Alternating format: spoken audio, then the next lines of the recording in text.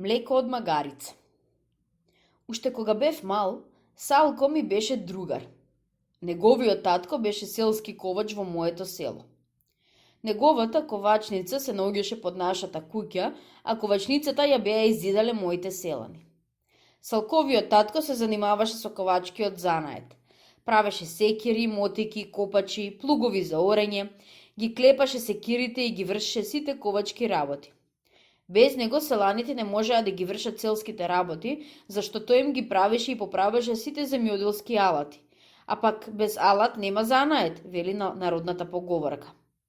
Вистина, тој беше ковач циган, но негде и без циганите не може. Ковачите цигани ќе дојдеа во нашето село, ќе се погодеа да работат за една година со жито и пари од едниот ѓурѓовден до другиот. Житото ќе го расфрлеа селаните по домакинствата, ќе поминеше годината, а ковачите ќе го збереа житото, ќе ја истуркаа некако годината и ќе си отидаа во некое друго село. Ајде сега барај друг ковач. Моето село беше зафрлено и планинско. Затоа ковачите ретко остануваа. Салковиот татко, за разлика од другите ковачи, некако долго остана во моето село. Тој немаше овци, кози и крави како нас селаните. Сиромашкиот имаше само една црна магарица. Таа магаричката беше кротка и мирна како бубачка. Ниту клоцаше, ниту пак касаше. На неа тој носеше дрва за дома и јаглен за во ковачницата. Многу пати јас и Салко заедно ја пасевме и се качувавме. Таа послушно не носеше и никој пат не се случи да не фрли од самарот.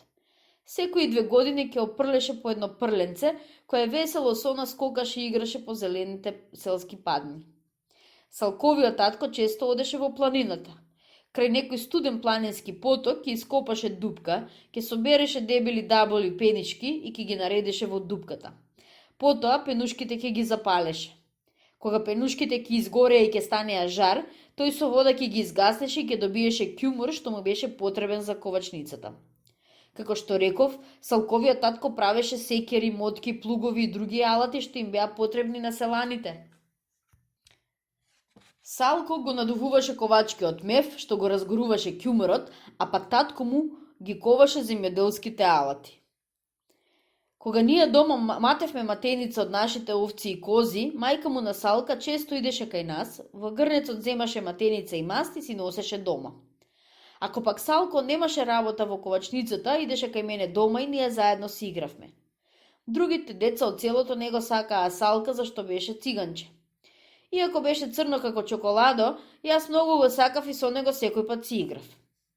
Една дошлива есен, кога на нашата планина падна првиот снег, мојот другар Салко се разболе од заушки. Грлото му потече, му се здебели и не можеше сиромашкиот да голта. Не знам како стана, но и јас се разболев од заушки. Мајка ми што не ми праеше и чинеше за да оздравеам.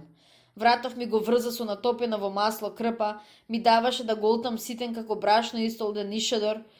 Грлото ми го обложуваше со топол пченкарен качамак, но пустото никако грлово да ми мине и да оздравеам.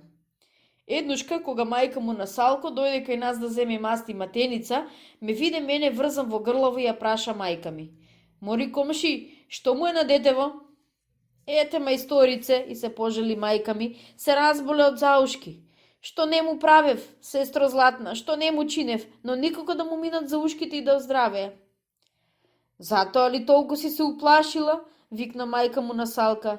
"Јас знам лек за заушки. Употреби го тој лек и болеста ќе му мине како да била со рака однесена. Ете, мојот Салко исто така се разболе од заушки и јас го оздравев." "Аман, мори сестро", почна да ја моли мајка ми, "стори себаб, кажи ми го лекот, ако е за пари, пари ќе ти дадам, само детето да ми оздравее. Што велат луѓето, лекот 5 пари чини, само треба да го знаеш." "Какви пари, мори комши, лекот е дома кај мене, ќе му измолзам млеко од нашата црна магарица, ќе се напие неколку пати и ќе му мине како на куче. Кога ќе видиш, скоро ќе биде здраво и весело како кукурек." Кога чув за млекото од Салковата црна магарица, почна да ми се повраќа. Ми се згади, почна треска да ме тресе. Зедов да плачам и да викам: "Ами како не, неќам млеко од магарица, не сакам да пијам, макар да ме оттепате." "Ја од магарица, ја од кравица, се едно е. Почна да се смее мајка му од Салка. Еве и мојот Салко не сакаше, се напи и веднаш оздраве. Почна да ме убедува мајка му на Салка. Дојди, донеси го дома детево, заедно ќе пијат со мојот Салко млеко од нашата црна магарица. Пак што млеко има, наваше таа. Не сакам да пијам млеко од црна магарица. Почнав да се бранам и да претам со носете како некој да ме коле. Ако магарицата е црна, бре, синко, млекото е бело како снег, поубаво е млекото од магарица, од царица, се насмеа мајка ми. Мајка му на Салка тргна да си оди дома и пак не покани. Донеси го ти детево, ќе видиш како ќе оздравее. Ако, синко, ако, чедо, тоа е за здравје, почна да ме моли мајка ми.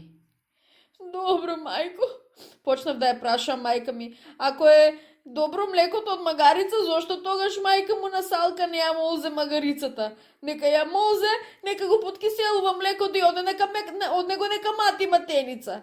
Зошто иде кај нас по матеница и маст? Мајка ми се најде во небрано лозје, почна да се извлекува. Знаеш како е, магарицата не дава толку млеко како нашите овци и кози. Колку време треба да ја молзе магарицата дури да наполни едно грне млеко? Таа работа не оди така. Со овие зборови мајка ми како да ме убеди. Се согласив и реков. Па тогаш, ајде да одиме.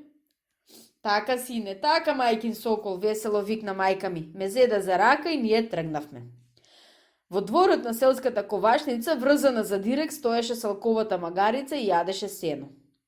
Салко, штом не виде, весело извика. Мамо, мамо, излезе, иде комшивката. Брзо излезе мајсторицата, мајка му на Салка и не покани. Влезете, ќе пиеме едно кафе. Не сме дојдени за кафе, рече мајка ми. Дојдовме за детево, и мајка ми не дорече. Салка дојде, ме зеде за рака и ме праша. Како, зарами ти си се разволела од заушки? Јас лежев и прележав, мене ми помина болеста. А знаеш ли од што? Не знав, му реков. Пиев млеко од нашата магарица. Знаеш ли колку е сладко? Посладко е дури од овчо млеко. Мајка му на Салко влезе дома, донесе едно грни и почна да ја молзе магарицата. Од црната магарица почна да тече бело млеко. Кога ми дадоа да пијам, ми се згади и пак почнав да викам не икам. Мајка му на Салка рече. Кажи му, сине Салко, колку е убаво млекото. Салко го грабна лончето, се напи и ме рече. Види колку е сладко. Охо, ама е сладко како мед, се пофали тој. Но јас пак не можев да се решам. Мајка ми ме прекори. Напи се, не е отров, ако беше отров, Салко 100 пати ќе се отруеше. Видов, не видов, се престрашив. Го зедов лончето, замижав и целото млеко го испив. Така, ме пофали мајка ми. Крали Марко пиел млеко од кобила и затоа бил јак и силен. Од тогаш секој ден одев кај Салка и заедно со него пиевме млеко од неговата црна магарица. Не знам дали од млекото од магарицата или од крпите што ми ги редеа околу гушава, за ушките ми минаа и оздравев. Од тогаш мина многу време. Растев, пораснев и остарев.